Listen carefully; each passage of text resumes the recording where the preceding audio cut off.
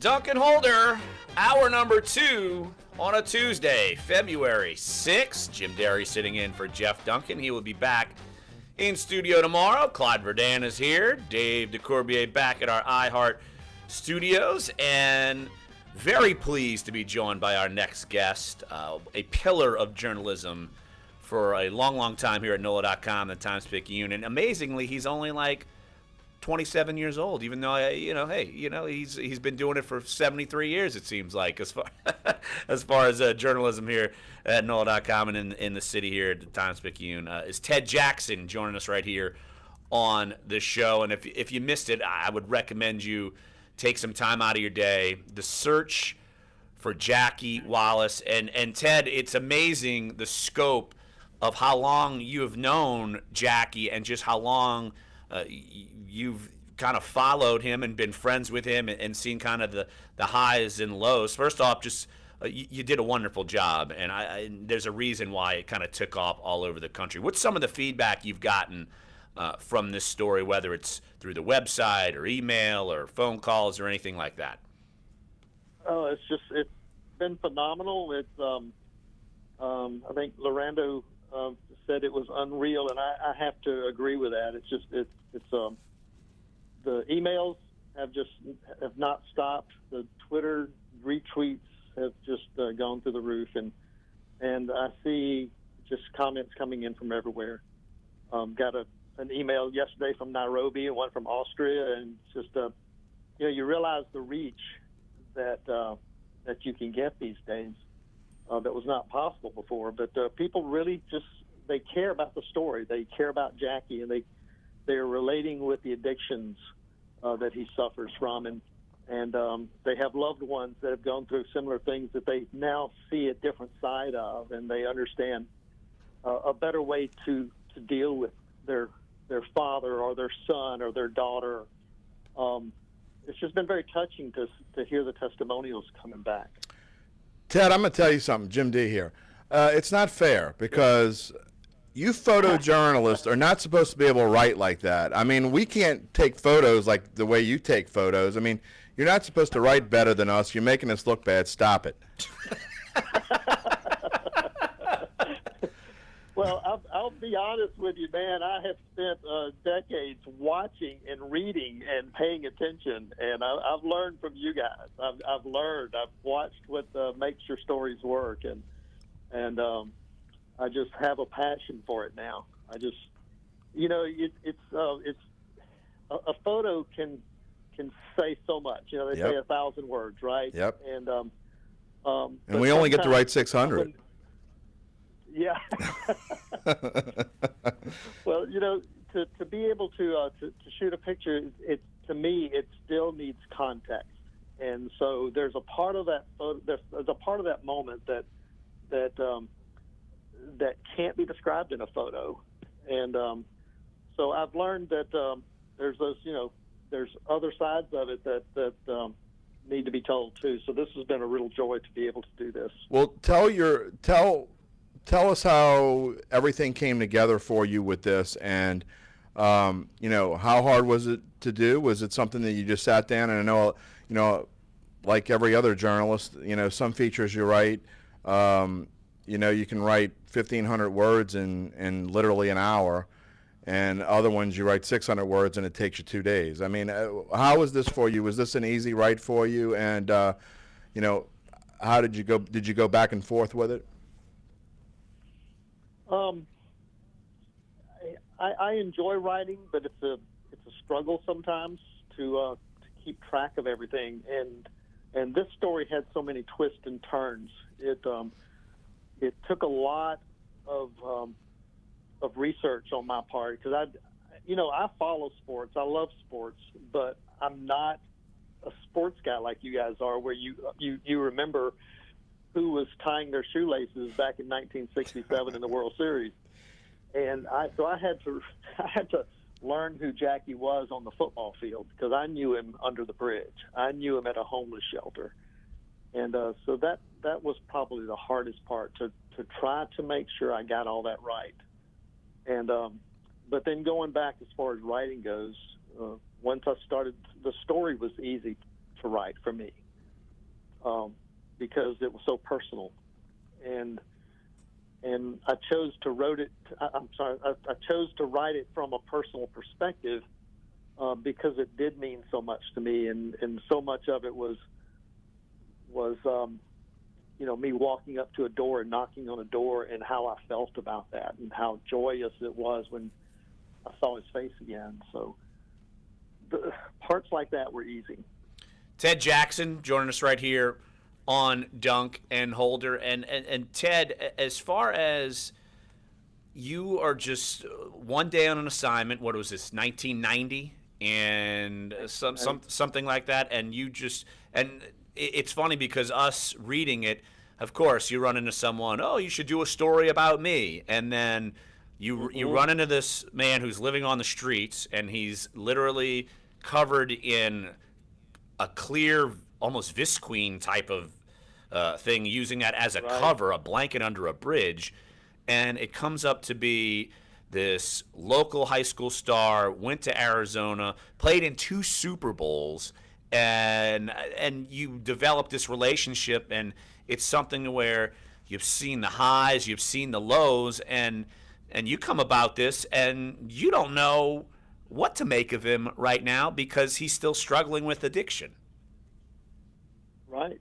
I mean, he admitted to me much later on that the only reason why he approached, that he said anything to me at all, was because he thought he could get some money out of me to get more crack. But when I told him, I walked up on him quite by surprise. I was there looking for a homeless camp that you could see from the interstate, and it was really unique looking, and my editor, Kurt Muchler, at the time thought it would be a good photo essay, and so that's why I was there. And the camp was all turned over, messed up, and so I was heading back to my car a little bit disappointed, and I came up on Jackie, and he was laying there. His little bed was so neat and pristine and organized. That's what attracted me to it. But after I got over my startled, response, I took a look at it and climbed up on the bridge there above him and shot a photo looking straight down. And then I woke him up because I thought he might could tell me what had happened to the other guys. And, I still had no interest in him other than the fact that his, setup looked pretty cool. But so we talked a little bit, but that's when he reached over, and in the photo you can see the Times-Picayune folded there right by his bed. And he picked it up, and he opened it up to the sports page. I was about to say, yeah, in your photo, it's a sports section. Yeah, exactly, right? Right. It says, you see the series that you're doing, is Jimmy Smith was writing them, was a life after football. And basically, he kind of said, where are they today kind of stories. He said, you ought to do a story about me. And I thought, okay, yeah, I've heard that before. Why should I do a story about you? And that's when he said, he just said, I've played in, and actually what he said was, I've played in 3 Super Bowls. Right. And what he meant was that first year he was on the taxi squad, but he didn't actually play. Right. So that was just that little complication there. But he got my attention. And when I asked him his name, it still didn't mean anything to me. It wasn't Fran Tarkington. It wasn't Archie Manning. It wasn't a name that I knew because I'm not from New Orleans originally. And so I thanked him for his time and shot a couple pictures probably, and then said, okay, I'll see you later. And I rushed back to the sports department. And I thought, well, this could be something big, but I don't know. And so I relied on the sports guys to tell me who he was. And they all knew him, and everybody perked up, and everybody said, well, yeah, but nobody knows where he is anymore. And I couldn't wait to tell him. I think I know. Well, so Jimmy Smith and I ran back down there, and he was still there and willing to talk, willing to share, and eager to be a part of that. And still, we believe that it was all kind of an act to get sympathy and money for his drugs. And but his coaches from St. Aug and I think a teammate at the time when he was in high school saw it differently, and they got him into a rehab just almost immediately. Made all the difference for him. Ted, changed his life. And kind of going into that, I kind of want to just really read the last few lines of your story, just to kind of set the scene for the question I have. So at this point, he is at the Gateway facility, which is a center in Harvey, and it goes like this. She shook her head, then promised to get the photograph to him. This might just the thing to get him to his senses. When Jackie left his Gateway apartment, she said, he took all his stuff. The only thing he left behind was the Narcotics Anonymous stuff. He left all that behind. I asked about his 3-year sober medallion. Yeah, she said, he left that too. Was there anything at any point when you were doing this story where you were looking at pretty much how addiction and, you know, in some ways homelessness and kind of just a lost life almost made you kind of look at a broader context of kind of that type of lifestyle that maybe we just don't really ever see or we don't ever think about when we pass some of these people? Absolutely. And it's easy to see just, you know, the old stereotype bum, the hobo, the shiftless, lazy guy who won't work, kind of a image on the sidewalk begging for money. That's what we want to believe all that is. And, you know, I can't vouch for everybody, but that's not Jackie. That's not Jackie. Jackie had an addiction problem that he started really young, dabbling with alcohol as a teenager, and as he says, it's kind of the culture of New Orleans, and so it was a natural thing. Everybody did it, and he was turned on to crack after his mother died after football, and so before he got cut from the team, he was just into alcohol. And so when he got into the crack, everything changed. And he always told me that he's not addicted to crack. He's addicted to alcohol. But it's the alcohol that flips the switch to crack. And so that's how that works in his head.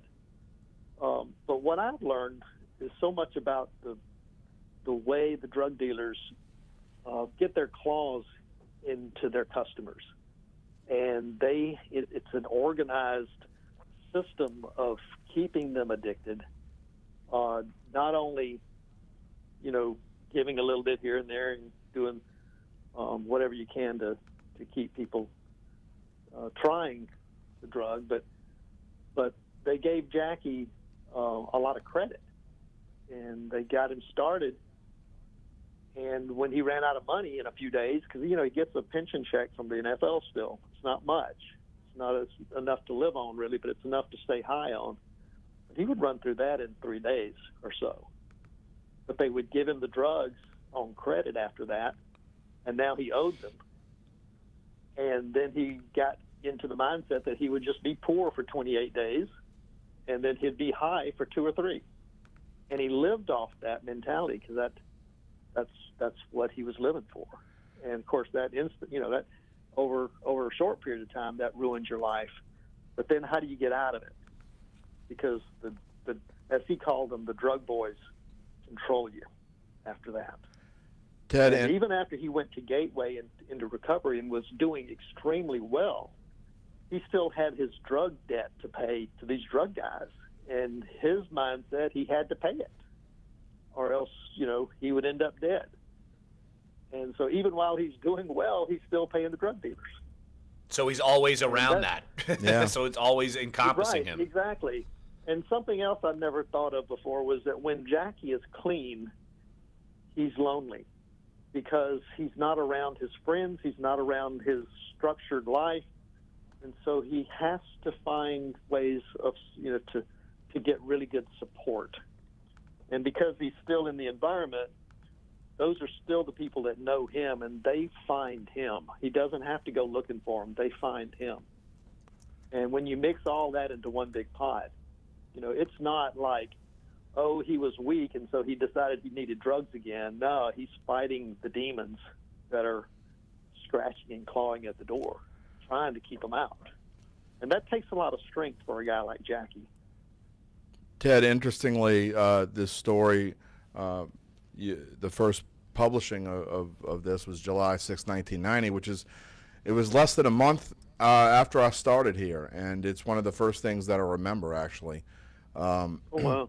And you know, photojournalists, what people don't understand about photojournalists is sports guys, we generally have this long budget of what we're going to do this week, and we're going to go out and we're going to interview so and so, and we're going to do this, and we have a structured plan. Whereas photojournalists, quite oftentimes, just go out and find something. And I've always found it amazing that you guys were able to go and, you know, you always had the wild art on the Metro front, and you know, just go and find things. How hard is that? I mean, how tough is that for you guys to go out on any given day and say, okay, today I got to go find something?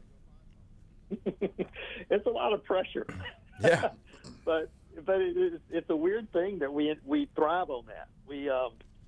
I remember when I started, I remember at least the first 5 years, if not more, I would see a picture I thought was, yeah, that'll go on the Metro page, but it's not front page material.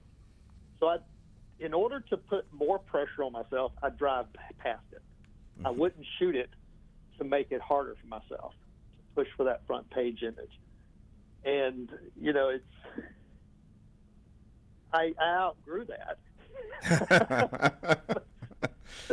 Because that was a lot of pressure. And I remember waking up at like 5 o'clock in the morning at my first couple of years of my first job, and remembering, you know, okay, you got a deadline at 10 o'clock that has to be a picture for the front page, and, you know, can you get it? Can you get it? And so it is a lot of pressure, but it's also it makes life interesting. I wake up in the morning, I mean, not now, what I'm doing now, but you wake up in the morning as a photojournalist and you really don't know what you're doing that day. You may have a whole day of assignments, and that can change before you get out of bed. And one of the things I remember most is one day I was shooting. It was kind of a boring day. I had a student call me and wanted to ride along with me. It was in 87, right before the Republican convention in 88. So I guess it was 88. I was doing the food guide for visitors that were coming to the convention. That was my assignment for the day, to go around from restaurant to restaurant and shoot food plates. And it's kind of boring, but it's part of the job, right? But so I told the student it was going to be a boring day, not to come, try to come next week. And I walked out of my first restaurant that morning, and a fire truck passed by on the street in front of me, just screaming down the street, and the Cabildo was on fire. Oh, man. Jeez. And so, you know, your whole day changed just like that. And but that was a dramatic example of it, because I felt bad for the student. Yeah. One of the biggest stories in New Orleans history. That's a common way that we go through our days. It's constantly changing, and if you don't like change, if you don't like making U-turns on a busy highway, you won't like photojournalism. Ted, one more, and we'll let you run. We appreciate it. It's Ted Jackson, retired staff photographer for NOLA.com and Times-Picayune, has an amazing story, the search for Jackie Wallace. Have you gotten any leads as to where Jackie is since the story ran? I've gotten one credible lead that I can't talk about it because I haven't verified it, and I just don't know where that's going to lead. But I'm happy about it. It points to something that could be positive, but it's extremely unverified, if that's even a phrase. We totally understand. Right. Yeah, exactly. I'm waiting for the phone to ring. I'm waiting for the text message to come, and I'm waiting to jump in my car and run to an address. And but I really do like this one lead, and I really think that if we can find Jackie, I think he will be really pleased to know what's happened with his story and the amount of support he's getting from all over the world when he reads this stuff. And, you know, an athlete like Jackie, who is, in essence, a performer, that's what his job was, to perform. And a performer like that thrives on the support that they get from the audience, from the coaches and their teammates. And I really believe when he sees what has happened here, this will give him a lot of inspiration to get clean, to stay clean, and to create a new life for himself. And I'm really anxious to see that happen. Well, we are too. Ted, incredible work. I know it's a hard story to write, and you're still writing it, essentially, because the story is not over. Ted Jackson, retired staff photographer here at NOLA.com and Times-Picayune, one of the best in the business, no doubt about it. The Search for Jackie Wallace. Please take some time out and read it. You won't regret it. But it's look, it's a challenging story of someone who is in sports and going through the demons of substance abuse. Ted, we really appreciate the insight. Really appreciate you jumping on the show, and good luck to hopefully finding Jackie.